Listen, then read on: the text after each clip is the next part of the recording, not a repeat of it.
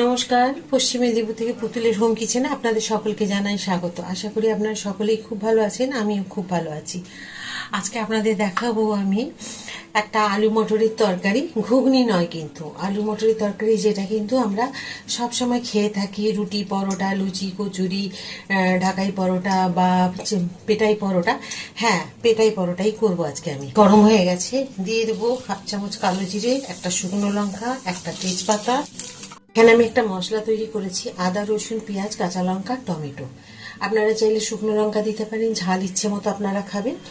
তো এখানে আমি এইরকম মশলাটা তৈরি করেছি, আপনাদের বলে দিলাম। দিয়ে দিলাম আমি হলুদ। মটর সেদ্ধ করেছি আমি একটু নুন দিয়ে, তার জন্য নুনের পরিমাণটা আমি একটুখানি দিলাম, পরে প্রয়োজন হলে আবার দেব। দিয়ে দেবো একটুখানি রেড চিলি পাউডার,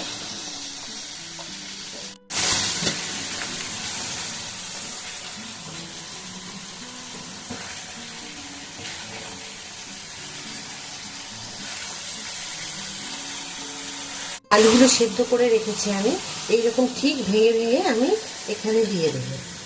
তো খুব বেশি টুকরো করবেন না, মোটামুটি এইরকমভাবে ভেঙে একটুখানি দিয়ে দিতে হবে।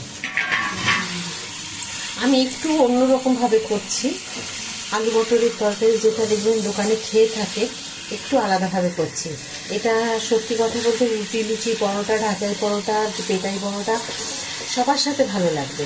এমনকি আপনারা যদি মুড়ি খেতে চান, মুড়ির সাথেও ভালো লাগবে। এবার যে আমি ছোলা মটরগুলো সেদ্ধ করে রেখেছিলাম সেগুলো দিয়ে দিলাম।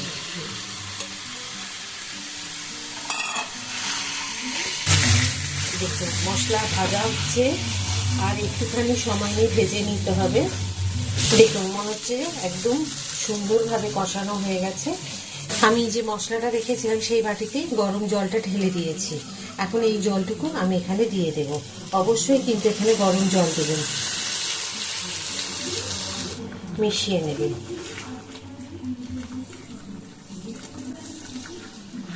একটু ফুটে গেলে তারপরে এটা অন্য একটা জিনিস কিছু দেব, সেটা দেখবেন। এখন দিয়ে দেবো এটার মধ্যে আমি কসুরি মেথি। অবশ্যই কসুরি মেথি দেবেন, খুব ভালো লাগবে। এইটুকু কসুরি মেথি অবশ্যই দেবেন। কিন্তু একটি জিনিস দেব, যেটা হয়তো ভাববেন এখন কেন দিল, প্রথমেই কেন দেয়নি।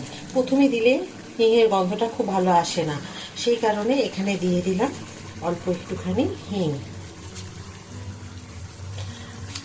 আপনারা যদি হিং খেতে ভালোবাসেন অবশ্যই দেবেন, নাহলে কিন্তু স্কিপ করে যাবেন। এই পরোটাটা করবো আর এই তরকারিটা দিয়ে দেব, আমার মনে হয় একটার জায়গায় 4-5টা খেয়ে নেবে। আমি দেখুন আমি নিয়েছি 500 ময়দা এখানে, আর দিয়ে দেবো দেখুন 1 চামচ মতো চিনির গুঁড়ো করে রাখি, সেটা একটু দেখছি বসে গেছে সেই কারণে। তো অবশ্যই কিন্তু এই চিনিটা একটুখানি দেবে, তাহলে কিন্তু পরোটাগুলো খেতে ভালো লাগবে। তো আমি এটা আন্দাজে মোটামুটি ধরুন 1.5 থেকে 2 চামচ দিয়েছি। একটু জায়গা করে নেব। দেবো দেখুন পরিমাণ মতো নুন, মতো দিয়ে দেবো তেল 2 চামচ মতো, ব্যাস।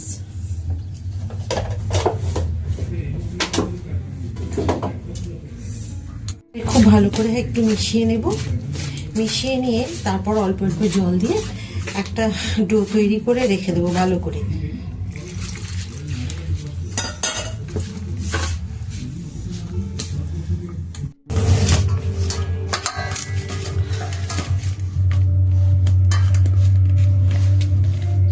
দেখুন আটাটা মাখা হয়ে, ময়দা মাখা হয়ে গেছে আমার।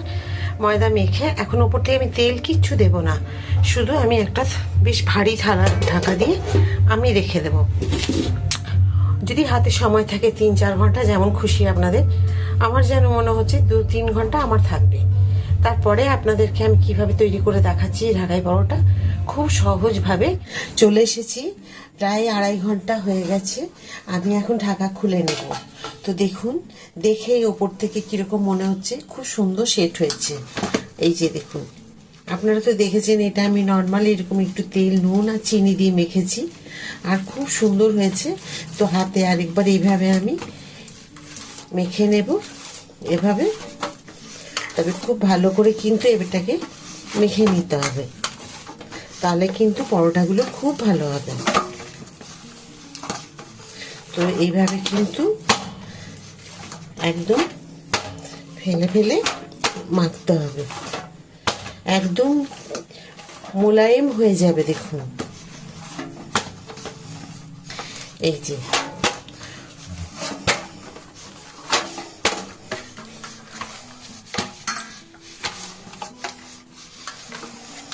তো দেখুন এইভাবে আমি একটুখানি মেখে নিলাম। এরপরে একটা করে লেচি করে নেব। এখন আমি লেচি করে নেব। এটাকে আমি 4টে ভাগ করে নিচ্ছি। এই যে হাতে এইভাবে ময়দা একটু মেখে নিতে পারেন বা তেল, যেটা আপনাদের ভালো লাগবে। এই যে দেখুন, যেরকম আমরা রুটির লেচিগুলো করি ঠিক সেই রকমই করব। তো এটা আমি লেচিগুলো করে নিই।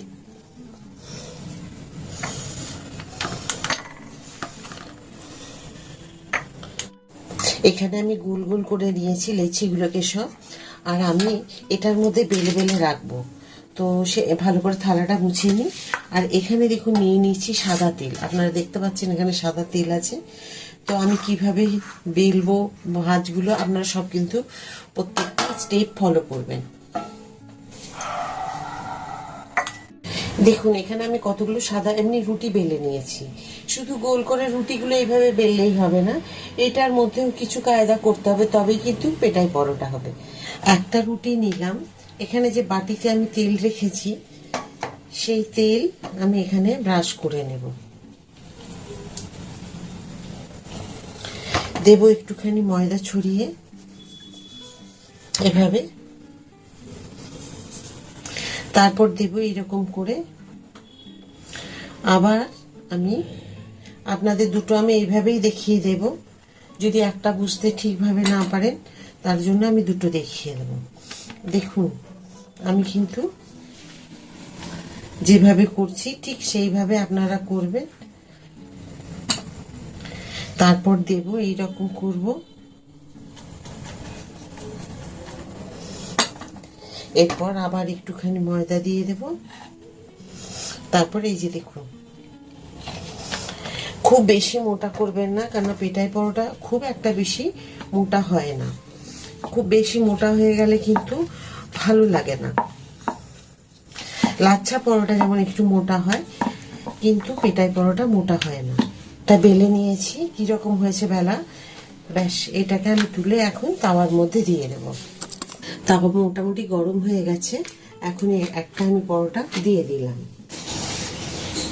তো দেখুন এই পিঠে খুব ভালো করে তেল দিয়ে দিলাম, আর রুটিটাকে উল্টে দিলাম এদিকে। এখন দিয়ে দিলাম ময়দা ছড়িয়ে, খুব ভালো করে একটুখানি ছড়িয়ে দিতে হবে ময়দা। তারপর এটাকে একটা ভাঁজ দিয়ে দিলাম। ততক্ষণে কিন্তু এখানেও আপনাকে একটুখানি তেল ব্রাশ করে নিতে হবে।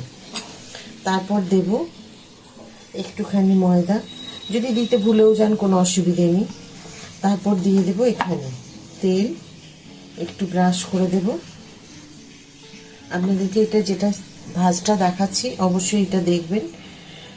এই যে দিয়ে দিলাম, এর ওপর দিয়ে একটুখানি দেব, তারপর দিয়ে দেব একদম। এবারে আমি এটাকে খুব ভালো করে যেমন আগেরটা বেলেছি ওই রকম বেলে নেব। এই যে এরকম করে না আমি বেলে নেব। দেখুন আমি একটা পিঠ উল্টে দিয়েছি, আপনাদের বলছিলাম, কিন্তু এই যে এখন তেল দিয়ে দেব। এইভাবে কিন্তু অবশ্যই করবেন।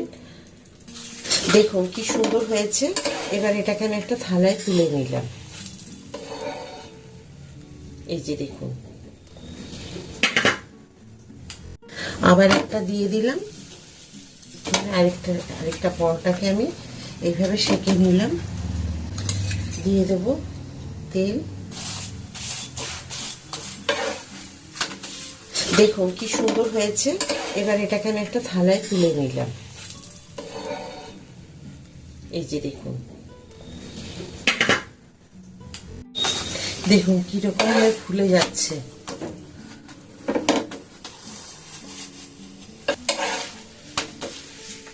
ওটা যেই নামবে আপনি এইভাবে, এই যে দেখুন এইভাবে, আর কতটা পাতলা দেখেছেন এটাই পরোটা। আবার দেখুন আরেকটা দেখিয়ে দিচ্ছি, লেয়ারটা একটা লেয়ার দেখিয়ে দিই আপনাদের, তারপরে ওটাকে ছিঁড়ে দেখাবো। দেখুন প্রত্যেকটা লেয়ার হবে একদম আলাদা আলাদা, তো এই জন্যে বলে এটা এটাই পরোটা। এই যে এটা, এই যে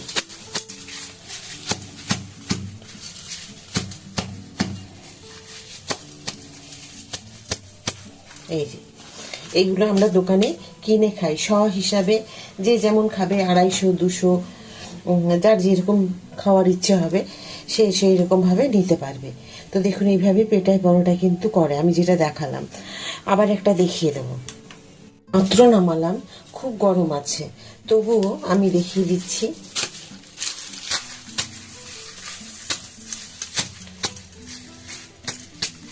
দেখুন কীরকম হচ্ছে, একবারে পাতলা ফিনফিনে, খুব সুন্দর, মানে এর তুলনা হয় না এই পরোটা। আর খুবই সহজ, খুব সহজভাবে আমি আর দেখালাম, মানে এর থেকে আর সহজ কিছু হয় না। আপনারা যে কেউ কিন্তু যারা একদম রুটি বেলতে জানেন না, আটার কাজ, রুটি পরোটা লুচি পারেন না, তারাও কিন্তু এই পরোটাটা যেভাবে আমি দেখালাম আপনারা তৈরি করতে পারবেন। আজকে যেভাবে আমি পেটাই পরোটাগুলো আপনাদের দেখালাম আশা করি বুঝতে পেরেছেন, এতটাই সহজ। তো আপনারা অসুবিধে হলে সেটাও বলবেন, যদি আরও কোনোরকমভাবে আপনাদেরকে সহজভাবে দেখাতে পারি সেটাও চেষ্টা করব। তো এর থেকে সহজ মানে হয় না, যেভাবে আমি সহজ করেছি, ঘরে ধুলো দিয়েছে তাই একটু আমার মানে ধুলো হয়ে গেছে। তো যাই হোক আমার পরোটাগুলো সব হয়ে গেছে, আমি এবার খেতে দিয়ে দেব।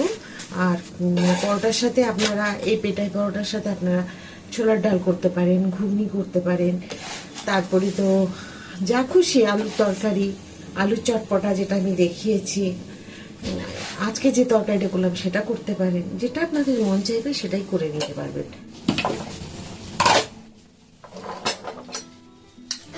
এখন দেব দেখুন তরকারি, যে আলু মটরের তরকারি করেছি সেটা দিয়ে দেব। এই তরকারিটা যে অসাধারণ হবে খেতে, এটা দেখেই বুঝতে পারছেন কতটা সুন্দর হবে খেতে। এই যে দেখুন পেটাই পরোটা এখানে দিয়ে দিলাম। তো কেমন হয়েছে বলুন? এটা আজকের জন্য রাত্রের আমার ডিনারে তৈরি করেছি, আশা করি আপনাদের ভালো লেগেছে। যদি ভিডিওটি ভালো লেগে থাকে অবশ্যই একবার তৈরি করে খাবেন।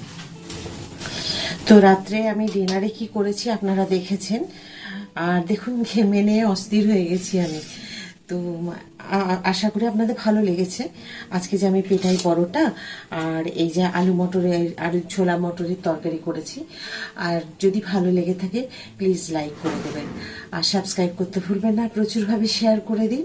অনেক কষ্ট করে আপনাদের কাছে নতুন নতুন এক একটা ভিডিও খুব সহজভাবে তৈরি করে দেখানোর চেষ্টা করি। আর যেভাবে আপনারা আমার সাথে থাকেন ওইভাবেই সাথে থাকবেন। আবার একটা নতুন ভিডিওতে নতুন রান্না নিয়ে আপনাদের সকলের কাছে আমি চলে আসবো। সবাই খুব ভালো থাকবেন। নমস্কার।